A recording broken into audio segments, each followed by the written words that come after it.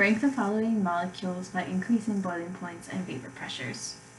So these two things are both based off of the IMFs of the molecule. So boiling point increases as IMFs increase, and vapor pressure increases as IMFs decrease. So I'm just gonna first start by listing the IMFs in each of these molecules.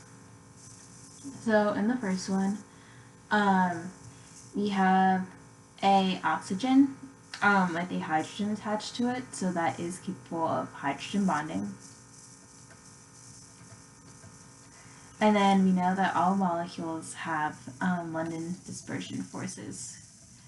So we have H bonds and LDF.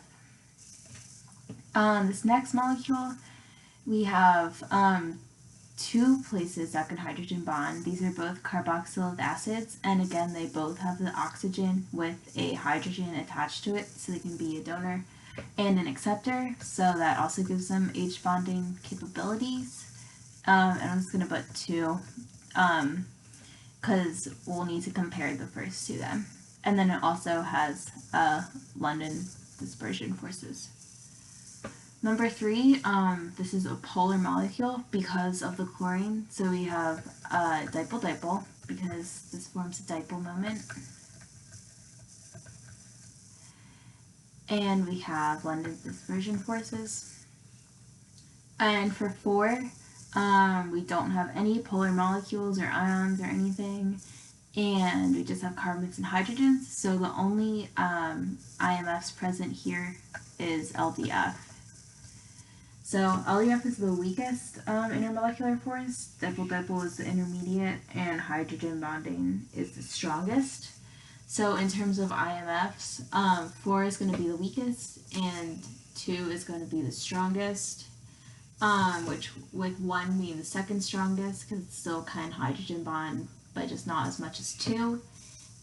And 3 will be the second weakest. So for ranking boiling points,